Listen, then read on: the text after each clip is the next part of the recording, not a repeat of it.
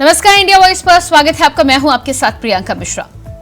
छत्तीसगढ़ में दूसरे चरण के मतदान से पहले तमाम सियासी पैतरों के बीच ही अब डर्टी पॉलिटिक्स का दांव खेला जा चुका है, जहां बीजेपी कांग्रेस के नेताओं पर पैसे लेकर टिकट बांटने का आरोप लगा रही है, जिसमें कुमारी शैलजा से लेकर राजकुमार यादव तक का नाम शामिल है, जिनका कथित तौर पर पैसों के लेन देन का वीडियो भी वायरल हो रहा है। अब सवाल यह है कि छत्तीसगढ़ में जनता से जुड़े तमाम मुद्दों के बीच डर्टी पॉलिटिक्स से सत्ता का दरवाजा खुलता है या नहीं। तो आज छत्तीसगढ़ की डर्टी पॉलिटिक्स पर होगी बात, लेकिन इससे पहले देखिए एक रिपोर्ट। छत्तीसगढ़ में कुल 90 में से 20 सीटों पर पहले चरण की वोटिंग हो चुकी है और दूसरे चरण में 70 सीटों के लिए 17 नवंबर को वोटिंग होनी है। दोनों ही पार्टियां कांग्रेस और बीजेपी ने अब इसके लिए रणनीति भी तैयार कर ली है। 15 नवंबर को प्रचार थम जाएगा। समय कम है और सीटें ज्यादा होने की वजह से उनके सामने एक दिन की भी आराम की स्थिति नहीं है।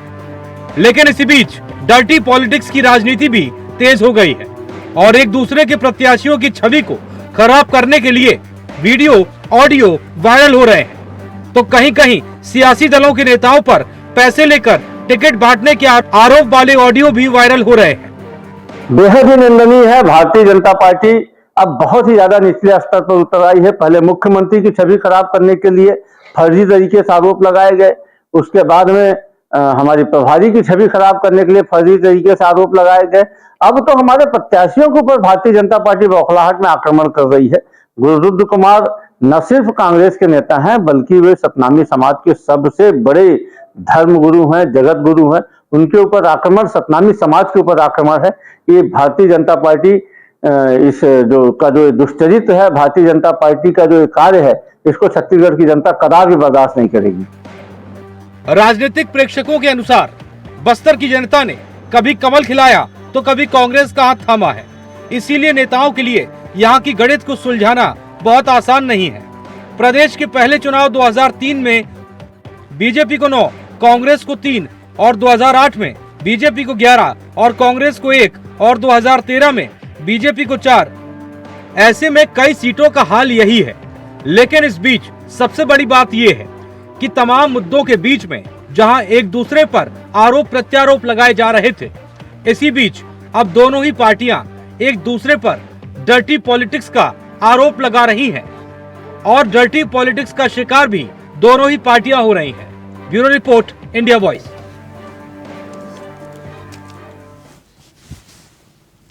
तो जिस तरह से छत्तीसगढ़ में ये तस्वीरें निकलकर सामने आ रही, कांग्रेस नेता शैलजा पर पैसे लेने की बात निकलकर सामने, कांग्रेस की दूसरी लिस्ट से पहले नोट के बंडल सामने रखे कांग्रेस विधायक राजकुमार यादव का बीजेपी ने वीडियो जारी किया है।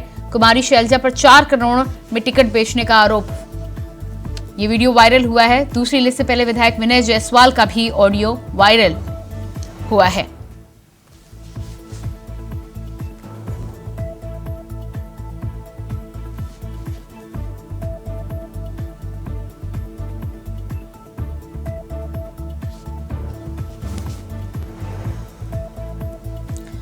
तो नोटों के बंडल सामने रखे कांग्रेस के राजकुमार यादव का वीडियो वायरल हुआ है। कुमारी शैलजा पर आरोप लगा है और इस तरह विनय जायसवाल का भी ऑडियो वायरल हो रहा है। तो छत्तीसगढ़ में जिस तरह से वीडियो वायरल हो रहे हैं, ऐसे में आज इसी पर हम बातचीत करेंगे। हमारे साथ रुपेश दुबे जी, कांग्रेस प्रवक्ता, जुड़ चुके हैं। रुपेश जी, सबसे पहले तो बहुत स्वागत है आपका कार्यक्रम में। लेकिन जिस तरह से तमाम मुद्दों के बीच में ये डर्टी पॉलिटिक्स निकलकर सामने आ रही है, आपकी ही पार्टी के 3 नेताओं के नाम सामने आए हैं और इसके अलावा प्रत्याशियों की तो बात अभी हम कर ही नहीं रहे हैं। इस पर सबसे पहले तो कहना क्या है आपका? नमस्कार जी, नमस्कार। देखिए, चुनाव आते हैं तो तरह तरह के वीडियो ऑडियो वायरल करके पार्टी को बदनाम करने की साजिशें की जाती हैं और जिस प्रकार से भाजपा का चाल चरित्र चेहरा है, वो एक सुनियोजित साजिश के चलते उसका मीडिया, भाजपा का जो IT सेल है वो फर्जीवाड़ा करने के लिए एक यूनिवर्सिटी है। उन्होंने जिस प्रकार से भारत जोड़ो यात्रा में या नेहरू जी के लिए, मनमोहन सिंह जी के लिए, तमाम नेताओं के लिए जिस प्रकार से उन्होंने वीडियो और ऑडियो और फोटोग्राफ जारी किए, उससे समझ में आता है। और यदि कोई किसी प्रकार का कोई आरोप लग रहा है तो उसकी सत्यता की जांच होगी, जांच होने के बाद वो प्रमाणित किया जाएगा। किसी भी किस तरह से प्लानिंग करके एक साजिश का हिस्सा बना करके प्रचारित कर देना, ये भारतीय राजनीति के लिए बहुत ही घिनौना कृत्य है। इस प्रकार के कृत्यों से नेताओं को बचना चाहिए। और सबसे बड़ी बात यह है कि विपक्षी दलों के द्वारा सिर्फ और सिर्फ कांग्रेस को बदनाम करने के लिए लगातार साजिश चल रही है। छत्तीसगढ़ में जिस प्रकार से भूपेश बघेल जी के नेतृत्व में कांग्रेस की सरकार है। ठीक है, तो रुपेश जी अगर आप कह रहे हैं कि वीडियो के साथ छेड़छाड़ हुई है और ये वीडियो सच नहीं है, ये गलत वीडियो है, तो इसको लेकर आपने इस पर क्या किया है? क्या अभी तक कोई कहीं शिकायत दर्ज कराई गई है? कहीं फॉरेंसिक जांच की बात आपने की है? क्योंकि चुनाव है, दूसरे चरण का चुनाव है। इससे पहले आपको नहीं लगता कि सिर्फ आपके या आपकी पार्टी के नेताओं के कह देने भर से काम नहीं होगा, यहाँ पर आपको भी कुछ साक्ष्य देने होंगे? प्रियंका जी, यदि कोई व्यक्ति आरोप लगा देता है, मिथ्या आरोप लगा देता है, तो हमें उस आरोप पे हमको सफाई देने की जरूरत नहीं है। हम चूंकि सच्चे हैं, हमारा काम अच्छा है, तो हम उस पर उलझने के बजाय हम अपने उद्देश्य के लिए, आम जनता के लिए, जनता के लिए कार्य कर रहे हैं, हम उस दिशा में कार्य करेंगे। हमें भटकाने के लिए, हमें भड़काने के लिए, या हमारे जो उद्देश्य को, हमारा जो उद्देश्य है जनता के हितों के लिए जो उद्देश्य है, उस हितों से, उस उद्देश्य से भटकाने के लिए यदि कोई भी व्यक्ति इस प्रकार का वीडियो ऑडियो वायरल करता है, तो हमें उसकी सत्यता के लिए हम जो जांच की मांग करें। हम जो भाई, हमारा नेक नियत है, हम सही दिशा में काम कर रहे हैं, और सिर्फ राजनीति है, चुनाव आता है, चुनाव के समय भड़काने के लिए ऐसे दुष्कृत्य किए जाते हैं। हमें उस दुष्कृत्यों के साजिश में उलझना नहीं है, और हमें अपने नेक नीति के साथ छत्तीसगढ़ के विकास के लिए जो काम होगा, छत्तीसगढ़ की जनता के लिए जो काम करेगा, उसकी उस दिशा में हमें काम करने की आवश्यकता है। ठीक है, तो रुपेश जी, इसका मतलब है कि आप इस पर कोई कुछ एक्शन नहीं लेना चाहते हैं? क्या चुनाव आयोग के पास भी नहीं जाएंगे आप? देखिए, चुनाव आयोग के पास जाना नहीं जाना हमारे शीर्ष नेता तय करेंगे। जिस प्रकार से कार्रवाइयां हो रही है, जिस प्रकार से वीडियो वायरल किया जा रहा है या ऑडियो वायरल किया जा रहा है, वो पूरी तरह से बेबुनियाद है। और जो नेता जिसके माध्यम से वीडियो ऑडियो की बात की जा रही है, वो स्वयं आके बताए, लेकिन नहीं, एक फेक वीडियो, फेक ऑडियो जारी करके जिस प्रकार से किसी नेता को बदनाम करने की साजिश रहती है, और विपक्षी दलों के द्वारा सिर्फ और सिर्फ छत्तीसगढ़ में, चूंकि कांग्रेस की सरकार है, कांग्रेस की जेनेटिसी सरकार है, हमारी प्रभारी है, उनको किसी भी तरह से संख्या के दायरे में खड़े करना और उनको बदनाम करने की साजिश इन विपक्षियों की रहती है। वो स्वयं नेस्तनाबूद हो चुके हैं। भाजपा यहाँ नेतृत्व के संकट पे है, उनके पास नेतृत्व नहीं है। अन्य दलें जो आ रही हैं, अपनी जड़ें मजबूत करने के लिए खड़े होने का असफल प्रयास कर रहे हैं। तो यदि वो प्रयास करके हमें बदनाम करने ठीक है, लेकिन रुपेश जी, आपको फर्क नहीं पड़ता है, ये तो ठीक है, कोई बात नहीं है, लेकिन क्या लगता है आपको कि जनता पर भी कोई फर्क नहीं पड़ेगा? देखिए, आज की जनता काफी हद तक समझती है। कोई भी वीडियो ऑडियो वायरल होता है तो पहले जनता बोलती है, पहला शब्द रहता है, ये फर्जी होगा, ये बोगस होगा। क्योंकि इस अवसर पे, चुनावी मौसम में इस तरह के वीडियो ऑडियो वायरल होते रहते हैं, और जनता उस पर भरोसा नहीं करती। जनता जागरूक है, जनता समझती है। जनता कांग्रेस पार्टी के नेताओं के बारे में, भाजपा के नेताओं के बारे में, या अन्य राजनीतिक दल के नेता हैं, उनका कृत्य किस प्रकार का है, वो जनता के प्रति कितना जवाबदेह है, ये जनता समझती है। जनता को भड़काने में, जनता को बरगलाने में ये जनता प्रलोभन में नहीं आती। जो उनको उचित लगता है उसके साथ में खड़े रहते हैं। ठीक है, हमारे साथ राजनीतिक विश्लेषक मनीष बोरा जी भी जुड़ चुके हैं। मनीष जी, स्वागत है आपका। मेरी आवाज आप तक पहुंच पा रही है? जी मनीष जी, जिस तरह से छत्तीसगढ़ में कांग्रेस के 3 नेताओं का वीडियो वायरल हुआ है, कुमारी शैलजा के साथ ही साथ राजकुमार यादव और विनय जायसवाल के ऊपर जो पैसा लेकर टिकट बांटने का आरोप लगा है, नोटों के बंडल के सामने भी दिखाई दे रहे हैं। रुपेश जी का तो साफ कहना है कि षड्यंत्र किया जा रहा है, राजनीतिक षड्यंत्र है, और ना तो कांग्रेस पर और ना जनता पर इसका कोई प्रभाव पड़ने वाला है। लेकिन आपका क्या मानना है, क्या इस तरह के वीडियो आते हैं तो जनता के ऊपर कुछ प्रभाव पड़ता है? क्योंकि 17 तारीख बहुत दूर नहीं है।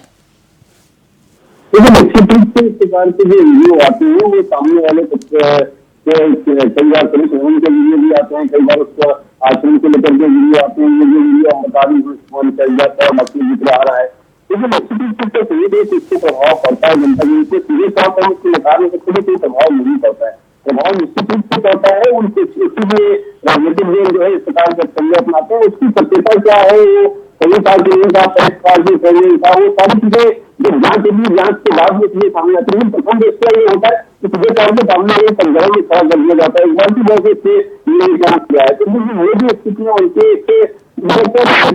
स्थिति से बचना चाहिए और इस प्रकार की जो चीजें होती है वो फायदा लेना है, आपसे जीतना है, जीत का कोई विकल्प नहीं होता, ये बात मगर इसकी भी चंदा खाना ये कतई जायज नहीं है। जिस प्रकार ये लगातार आता है, इससे आती है कि कैसे ये सब चीजें लगातार लगते रहते हैं, मगर इसका कोई भी तथ्य या कोई भी प्रमाणित दस्तावेज तेरे सामने नहीं आता है, वीडियो दिखाया जा रहा है, आजकल वीडियो भी ट्रेन करके बनाए जाते हैं, तो इसमें ट्रेन करेंगे कि होता है कि सामने इसका असर तो पड़ता है, हमें नहीं कहते कि अंदर असर पड़ता है, लेकिन असर तो पड़ता है। जी बिल्कुल। रुपेश जी, आपके पास मैं आऊंगी। एक तो यहाँ पर वीडियो वायरल हो रहे हैं, दूसरी बात जिस तरह से मुख्यमंत्री के ऊपर आरोप लगाए जा रहे हैं, तो भारतीय जनता पार्टी का तो साफ तौर पे यही कहना है, वो लगातार आरोप लगा रही है और उसको लेकर किसी न किसी तरह जनता के सामने लाने की कोशिश भी कर रहे हैं। तो इसमें आपकी तरफ से क्या स्टैंड है? मुख्यमंत्री ने हालांकि इसे सिरे से खारिज कर दिया है, आप भी कह रहे हैं, लेकिन क्या लगता है आपको कि कांग्रेस के तमाम नेताओं और कांग्रेस के तमाम लोगों के कह देने से क्या जनता आपके पक्ष में रहेगी? क्या भूपेश पर जो भरोसा बना हुआ है वो चुनाव के वोटों में भी दिखाई देगा?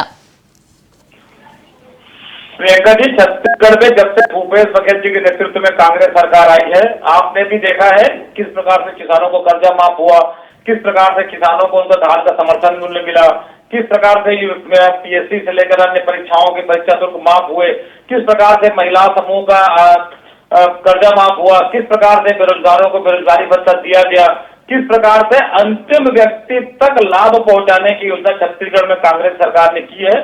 वही भाजपा का आईटी सेल, फिर से बोलूंगा, भाजपा के आईटी सेल ने जिस प्रकार से लखनऊ में जो पाकिस्तान जिंदाबाद के नारे का वीडियो वायरल किया था, जिस प्रकार से नेहरू जी के बारे में उन्होंने उसके चरित्र पर लांछन लगाने का काम किया था, यहाँ तक राहुल गांधी जी अपने भांजी के साथ बैठे थे तो उसके बारे में किस प्रकार से उन्होंने किया, और केरल में जो छात्र नेता रही हैं उनके साथ राहुल गांधी जी से भेंट मुलाकात हुई, उसके बारे में भाजपा निरंतर अपने ओछी हरकतों से जिस प्रकार से भारतीय राजनीति को कलंकित करने का काम किया। और उसी प्रकार अब चूंकि छत्तीसगढ़ में भूपेश बघेल का मजबूत नेतृत्व है, भूपेश बघेल जी के सामने भाजपा का कोई नेता छत्तीसगढ़ में स्थानीय स्तर, अमित शाह जी आते हैं, नरेंद्र मोदी जी आते हैं, उनके बाद भी उनका जो जादू है चलता नहीं है। ऐसी स्थिति में भाजपा का एकमात्र मूल उद्देश्य छत्तीसगढ़ में ईडी और आईटी को भेज करके सरकार को अस्थिर करने का प्रयास किया जाता है। जिस प्रकार से एक वीडियो में मुख्यमंत्री जी का नाम लेकर के सुनियोजित साजिश की कराई जाती है, जिस प्रकार से हमारे कांग्रेस के नेताओं का जब 50वां अधिवेशन चल रहा था उस दिन इनके नेताओं पर ईडी का छापा, तो निश्चित रूप से भाजपा संवैधानिक संस्थाओं का दुरुपयोग करके छत्तीसगढ़ में कांग्रेस की राजनीति को, छत्तीसगढ़ के नेताओं को अस्थिर करने का प्रयास कर रही है। ये सबसे दुर्भाग्यजनक पहलू ये है कि जब से 2014 में नरेंद्र मोदी की सरकार बैठी है तब से जितने भी मामले ईडी और आईटी के हुए हैं 95% मामले विपक्षी नेताओं पर लगे हैं, और उसके बाद यदि वो नेता भाजपा में शामिल हो जाता है। ठीक है रुपेश जी, इन तमाम आरोपों की तो आप बात कर रहे हैं, लेकिन उससे पहले जो तमाम माइंस घोटाला और तमाम घोटालों को लेकर जो जांच चल रही थी उसमें तो कहीं ना कहीं कुछ सबूत ईडी को मिला है, तभी तो यहाँ पर कार्रवाई हुई है। मनीष जी के पास में आऊंगी। मनीष जी, डर्टी पॉलिटिक्स की बात तो हम यहाँ पर छत्तीसगढ़ में कर ही रहे हैं, वीडियो वायरल हो रहे हैं, मुख्यमंत्री पर जिस तरह का आरोप लगाया गया है, भारतीय जनता पार्टी तो सरकार को घेरने का काम कर ही रही है, लेकिन आपसे यहाँ पर मैं सवाल पूछना चाहती हूँ कि कहीं ना कहीं धुआं तभी उठता है जब आग होती है, कुछ ना कुछ तो मिलता है ना?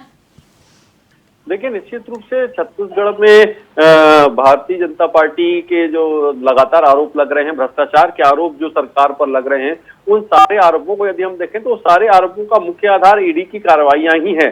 उसमें चाहे शराब घोटाले को ले ले, चाहे कोयला घोटाला ले ले, चाहे गोबर घोटाले, चाहे जितने भी बड़े घोटालों की बात हो रही है, जितना भ्रष्टाचार के लगातार आरोप लग रहे हैं, चाहे अभी महादेव सट्टा ऐप को लेकर के 5-5 करोड़ रुपए लेने का आरोप लग रहा है, ये सारे तमाम जितने भी आरोप अभी लग रहे हैं मुख्यमंत्री के ऊपर या सरकार के ऊपर, तो उसमें सारे का बेस जो है वो ईडी है। लेकिन देखिए कहीं ना कहीं एक बात ये जरूर है, आपकी बात से मैं सहमत हूँ कि कुछ ना कुछ तो है जिसकी वजह से ये सारी चीजें लग रही है। तथ्यहीन आरोप तो नहीं लग रहे हैं, कुछ तो तथ्य वो दिखा रहे हैं, जिन जो ट्रांजेक्शन हुए वो बता रहे हैं, कहाँ किसके पास गया बता रहा है, कुछ लोगों के वीडियो सामने आ रहे हैं। तो ये कुछ ना कहीं कुछ ऐसा है जिसको लेकर के ये सारी चीजें हो रही है, और इनका असर देखिए चुनावी माहौल है, और चुनावी माहौल में जनता भी बहुत सारी चीजों को समझती है कि इस प्रकार के जो वीडियोज आते हैं, जिस प्रकार के, लेकिन एक ईडी जैसी संस्था जो सेंट्रल गवर्नमेंट की संस्था है, वो यदि इस प्रकार के कोई सीधे तौर पे विज्ञप्ति जारी करके कह रही है, तो निश्चित रूप से इसमें कहीं ना कहीं जनता के मन में ये बात जरूर जाती है कि ये जो कुछ भी हो रहा है उसमें कहीं कुछ तो है, जो इतने बड़े बड़े आरोप लगातार लग रहे हैं। रुपेश जी,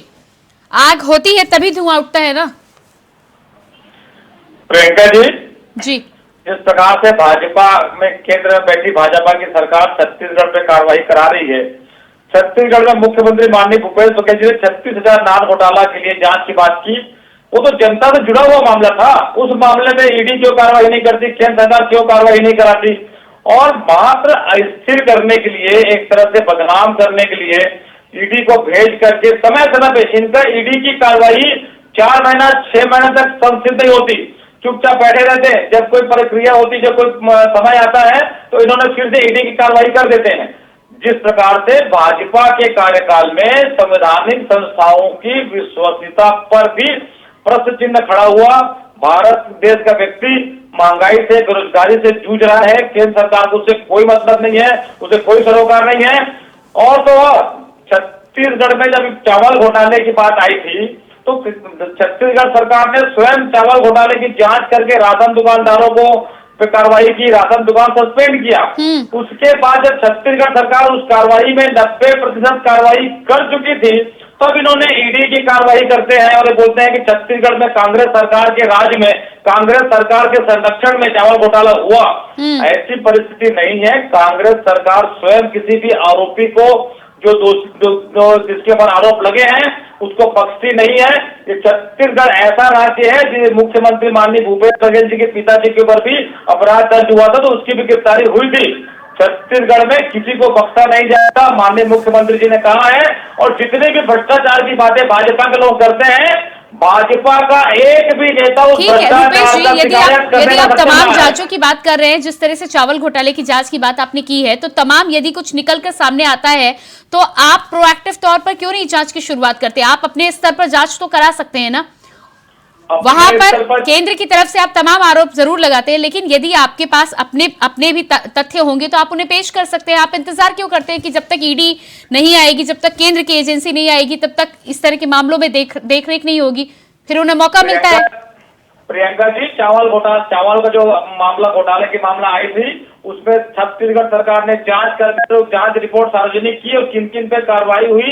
रुपेश जी, मामलों की बात करें जाए तो आधा दर्जन मामले हैं। आधा दर्जन मामलों में आप चावल घोटाले की खाली बात करें और बाकी मामलों में फिर आप कह दें कि चुनावी मौसम में ये सब किया जाता है। देखिए, जो जांच के विषय वस्तु है, जांच कर रहे हैं। और ईडी किसी भी प्रकरण में इस तरह की शासकीय तौर पर या एथेंटिक रूप से कोई भी विज्ञप्ति, प्रेस नोट जारी नहीं कर रही है। भाजपा के नेता उसमें प्रवक्ता के रूप में बात करते हैं, इसीलिए शंकास्पद स्थिति निर्मित होती है। यदि कोई ईडी जैसी संस्था और आईटी जैसे संस्था को एक जांच रिपोर्ट करने के बाद यदि साल भर 6 महीने तक चलान पेश करने की स्थिति निर्मित होती है, तो सबसे दुखद पहलू है। और उस जांच एजेंसी की कार्य पद्धति पर प्रश्न चिन्ह लगाने वाला है। तत्काल रूप से जो बड़ी संस्था है उसे कार्रवाई करनी चाहिए और तत्काल उसको जांच, लेकिन तार पर तार जोड़कर नहीं। रुपेश जी, अगर आपको दिक्कत है, अगर एजेंसियों से भी दिक्कत है, तो आपके पास कोर्ट का रास्ता तो खुला है ना। अगर आपको लगता है, आप आरोप तो लगाते हैं लगातार, लेकिन अगर आपको लगता है कि बिल्कुल पक्षपात हो रहा है, आपके खिलाफ लगातार साजिश की जा रही है, तो कोर्ट का रास्ता तो खुला है, क्यों नहीं जाते आप कोर्ट? मैं आपके पास आऊंगी, वापस लौटकर हमारे साथ मैं आऊंगी आपके पास और जवाब भी सुनूंगी। रितेश मोरे जी भारतीय जनता पार्टी से प्रवक्ता जुड़ चुके हैं। रितेश जी, रुपेश जी का साफ कहना है कि तमाम ये जो आरोप लग रहे हैं छत्तीसगढ़ में, इसके साथ ही साथ अभी तक जिन घोटालों की बात हो रही थी उसमें पूरी तौर पर केंद्रीय एजेंसियों का इस्तेमाल किया जा रहा है साजिश के तौर पर। जी, सबसे पहले आपको मेरा नमस्कार। और कांग्रेस के प्रवक्ता रुपेश जी बैठे हैं, मैं इनको बताना चाहता हूँ, शायद उनको जानकारी नहीं है, जब केंद्र में कांग्रेस की सरकार थी उन्होंने ही ईडी को सबसे ज्यादा ताकतवर संस्था के रूप में बनाने का काम किया, और वही ईडी आज जो है इनके ऊपर कार्रवाई कर रही है और इनके भ्रष्टाचार को पकड़ रही है। आज इनके पेट में दर्द हो रहा है, जो कि दावा करते थे कि ये 15 साल में भ्रष्टाचार हुआ है, तो भाई 15 साल के भ्रष्टाचार पे एक भी आरोप सिद्ध नहीं कर पाए, न कि कार्रवाई कर पाए। जब इनके ऊपर कार्रवाई हो रही है तो सीधा आरोप भाजपा के ऊपर लगा रही। इन्होंने 5 साल छत्तीसगढ़ घाटी के लिए कोई काम नहीं किया, लेकिन इन पर जब भ्रष्टाचार के आरोप लगते हैं और जब सिद्ध होते हैं, क्योंकि शराब घोटाला तो सीधा से उनके ऊपर घोटाले का आरोप नहीं है, वो सिद्ध है। और ईडी ने नोट करके जारी किया सौम्या चौरसिया जी के ऊपर, जो कि मुख्यमंत्री की निजी सहायक रही है और उनके घर में पैसे करोड़ों रुपए फंसा है, वो अभी जेल में है। तो अभी ये बोल रहे हैं कि उस पर कोई कार्रवाई के लिए ईडी जो है अब केंद्र सरकार होती है। तो देखिए, ये जो मनगढ़ंत कहानी और ये जो चीजें हैं, बार बार जो कांग्रेस के प्रवक्ता कहते हैं, पहले ये देख ले कि कांग्रेस ने 5 सालों में जनता के लिए कुछ नहीं किया, और जो इनके ऊपर कार्रवाई की बात हो रही है तो सीधे सीधे ये केंद्र सरकार पे ढकेलने का काम करे। पहले अपने भूपेश बघेल जी को समझाइए, जितने जो आरोप है और जो उस पर सिद्ध करके दिखाए, और जो इन्होंने जो कृत्य किया है, इस कृत्य के जवाब कौन देगा? जनता आज जवाब मांग रही छत्तीसगढ़ में, और चुनाव का जो माहौल है कहीं ना कहीं भारतीय जनता पार्टी के पक्ष में। रितेश जी, इसके अलावा रुपेश जी का ये भी कहना है कि ये जो तमाम वीडियो छत्तीसगढ़ में वायरल हो रहे हैं, इनके पीछे बीजेपी की आईटी सेल है। ठीक है, तो दुबई में भारतीय जनता पार्टी का कोई ऐसा अधिकृत संस्था तो वहां चलता नहीं है। शुभम सोनी ने जो वीडियो जारी किया है तो उन्होंने भूपेश बघेल और उनके बेटे का नाम लिया है, तो ऐसा तो शुभम सोनी के भारतीय जनता पार्टी ने तो कोई किया नहीं है, ये वो बता दे। और कहीं ना कहीं महादेव सट्टा ऐप पर बैन लगाने का काम तो केंद्र सरकार ने किया है, ईडी ने उसको बंद कराने का काम किया है। छत्तीसगढ़ में जब 2 साल से चला था, इनके अधिकृत जो पुलिस अधिकारी थे वो उनके संरक्षण में चला था, तब भूपेश बघेल जी सो रहे थे क्या? जब 508 करोड़ का जब ऐप का मामला जब भूपेश बघेल जी पर आया, अभी हल्ला करने लगे कि भारतीय जनता पार्टी और उनके लोगों को किया। ये तो वही बात हो गई है कि जब अपने दामन पे जब दाग लगता है तो दूसरों पर पीछा उछालने का काम ठीक नहीं है। ठीक है, रुपेश जी जवाब दीजिएगा। देखिए, मोहरे जी ने कहा कि ईडी को सबसे मजबूत बनाने का काम कांग्रेस ने की। कांग्रेस मजबूत बनाती है, भाजपा उस संस्था को मजबूर करती है, उसका दुरुपयोग करती है। जिस प्रकार से मोदी जी बार बार कह रहे हैं, छत्तीसगढ़ में कांग्रेस की सरकार को अस्थिर करने के लिए और इनका जो कार्रवाई है वो एक तरह से सुनियोजित साजिश का हिस्सा है। इनके पास नेतृत्व का संकट है। ठीक है, लेकिन रुपेश जी यदि आपको इतनी तकलीफ है, पहले ईवीएम से आपको तकलीफ होती थी, पहले ईवीएम का नाम आता था, कर्नाटक का चुनाव आप जीत गए, उसके बाद ईवीएम की अब बात नहीं आती, अब ईडी की यदि बात आ रही है, यदि इतनी तकलीफ है, यदि आपको लगता है कि सब कुछ साजिश है, तो उसके लिए आपने क्या कदम उठाया? देखिए, पूरी भारत देश की जनता जान रही है कि ईडी की कार्रवाई 2014 से लेकर के आज तक 95% से अधिक, मैं बोलूंगा फिर से, सिर्फ और सिर्फ विपक्षी दल के नेताओं पर कार्रवाई हुई है। हेमंत बिस्वा शर्मा जी के ऊपर कार्रवाई हुई, बंगाल में कार्रवाई, किसी का नाम व्यक्तिगत लेना नहीं चाहूंगा, जिन जिन पर कार्रवाई हुई वो भाजपा में शामिल हो गए। उसके बाद ईडी बता दे कि उनके खिलाफ चार्जशीट न्यायालय में प्रस्तुत हुए क्या? यदि भाजपा में जो नेता शामिल हो जाते हैं, जो दोषी, जो जिनके ऊपर आरोप लगे रहते हैं, भाजपा में शामिल होते ही उनके खिलाफ जांच की कार्रवाई आश्चर्यजनक ढंग से बंद कर दी जाती है। और यदि भाजपा में साहस है, ईडी को सार्वजनिक करना चाहिए कि जो जिन नेताओं के ऊपर ईडी की कार्रवाई हुई और उसके बाद भाजपा में शामिल होने के बाद उनमें कितने के खिलाफ चार्जशीट दाखिल किया गया, कितनों के खिलाफ जांच की कार्रवाई आगे बढ़ाई गई, लेकिन सिर्फ और सिर्फ दबाव की राजनीति के लिए ईडी का दुरुपयोग और आईटी का दुरुपयोग, संवैधानिक संस्थाओं का दुरुपयोग भाजपा। रितेश जी जवाब दीजिएगा। रितेश जी जवाब दीजिएगा। प्रश्न जो कह रहे गलत व्यक्ति कर रही है, प्रश्न जो उनको हेमंत शर्मा जी से और जो आए हैं और ईडी के अधिकारियों से करना चाहिए। इस बात की रितेश जी, महाराष्ट्र से लेकर न जाने कितने ऐसे नेता हैं जो जब विलय हो गया आपकी पार्टी में, उसके बाद जांच की जब बात की जाती है तो यही निकलकर सामने आता है कि जांच की जा रही है, लेकिन नतीजा कुछ नहीं आता।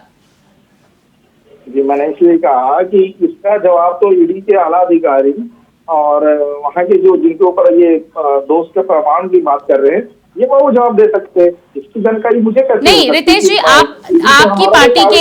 रितेश जी, आपकी पार्टी से ये निकलकर सामने आता है कि आपने ईडी और तमाम संस्थाओं को स्वच्छंद रखा है, उन्हें इतनी आजादी दी है कि वो अपने हिसाब से कार्रवाई करें। तो जब इतनी आजादी दी है तो फिर समझ में क्यों नहीं आता कि जिन पर पहले कार्रवाई हो रही थी वो एकदम से धीमी चाल कैसी हो जाती है उनकी? देखिए छत्तीसगढ़ में हमारे भी नेताओं के ऊपर ईडी का छापा पड़ा है और ईडी का भी छापा पड़ा है, तब ये कहाँ जाते हैं, तब ये उनकी बातों को क्यों नहीं उछालते?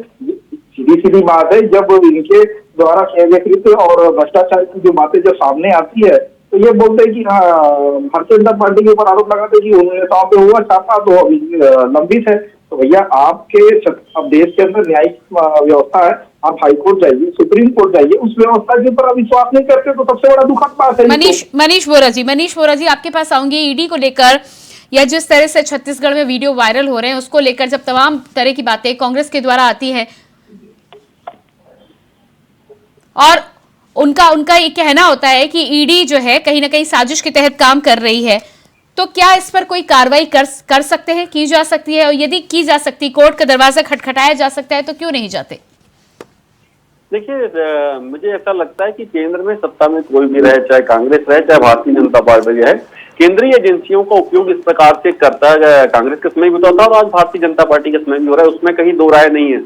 लेकिन दूसरी चीज आपने ये कहा कि जो इस प्रकार की कार्रवाई होती है उसके खिलाफ क्या होता है। देखिए, इसके खिलाफ निश्चित रूप से लोग कोर्ट जाते हैं और कोर्ट में जाकर के जो जांच एजेंसियां हैं वो अपने तथ्यों को रखती हैं और जो पीड़ित पक्ष रहते हैं वो अपने तथ्य को रखते हैं। उसके बाद जो निर्णय आता है वो तो जनता के सामने आ जाता है। तो निश्चित रूप से इसमें एक ये होना चाहिए, कार्रवाइयां जितनी भी इस प्रकार की होती है उसमें ट्रांसपेरेंसी बरती जाए और जो भी कार्रवाई हो रही है उसको पब्लिक डोमेन में लाया जाए और ये बताया जाए कि